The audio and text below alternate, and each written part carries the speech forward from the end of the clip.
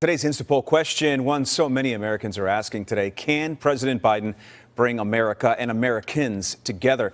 Please give us your say. Vote at fox32chicago.com/Instapoll or use the Fox 32 News app. We're going to track these numbers live throughout this morning's broadcast.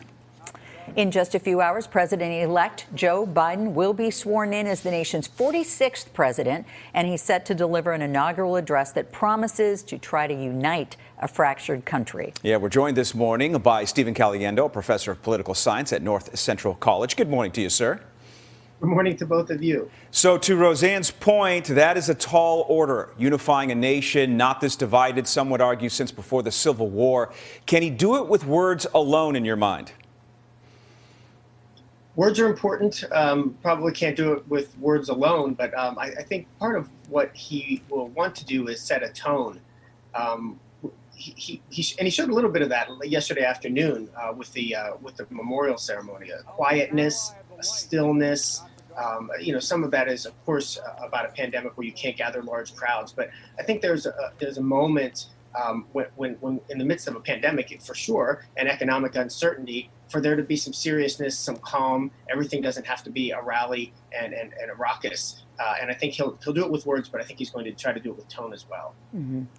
And, Stephen, 74 million people voted for Donald Trump. So how does Biden successfully reach out to so many people who still deny that he's the legitimate, winner of the election? He's got a steep hill to climb in that regard. Of course, the 74 million people that voted for Donald Trump, but also millions more who didn't vote at all, but may have supported President Trump.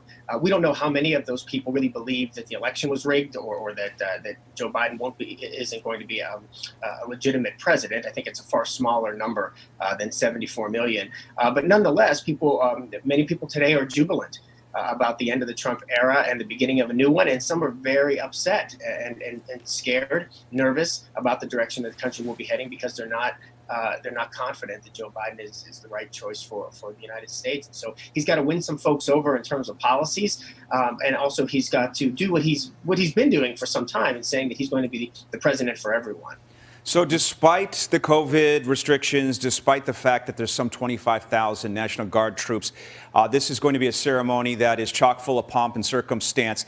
As far as how we are viewed on the world stage, how important is it in your mind that this go off without a hitch, given what we saw play out on January 6th?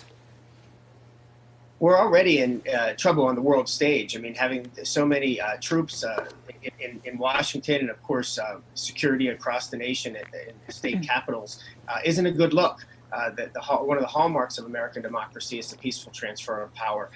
And while we hope that we can get through today without any violence, having such a military presence really undermines that argument that we have peaceful transfer of power, not to mention the fact that the President of the United States, the outgoing President of the United States, is not participating for the first time in almost 150 years in the events. And so there's going to be some healing that has to happen in terms of America's image as a result of what's happened, not only the past 4 years, but certainly the past few weeks and months. Right.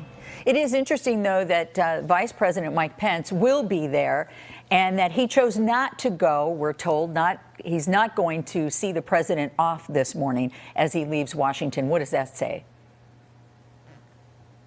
The vice president's office is saying that it's logistic, that it just would be difficult to be in both places, and he thought it was important to be at the inauguration. But look, it's not quite 2 weeks ago that there were people who supported the president stormed into the Capitol, many of whom were chanting, "Hang Mike Pence."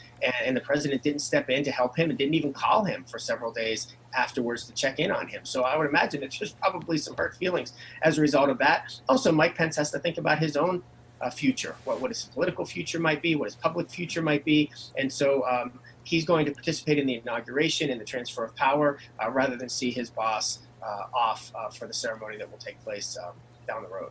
We're almost out of time, but, we're so deeply divided and there's so much animus out there. And yet I would argue that Americans often turn to the simplest gestures, and that Joe Biden could play the role of grandpa and give us all a hug. Do you expect that he'll do that today? I do. That's one of the things about Joe Biden. We've seen his edgy side. We've seen him say things that he's had to walk back. We've seen him fly off the handle and call the president of the United States a clown in a presidential debate. But we've also seen a tender side, a softer side, probably related to the deep loss and sorrow that he's faced in his life. And so he's able to sort of meet the moment with different range of emotions than the outgoing president has been able to do. And so I do expect we'll see some of that in the next few days. All right. Well, Steve Caliendo, thank you so much for joining us this morning. We appreciate your perspective. Have a great day. You too.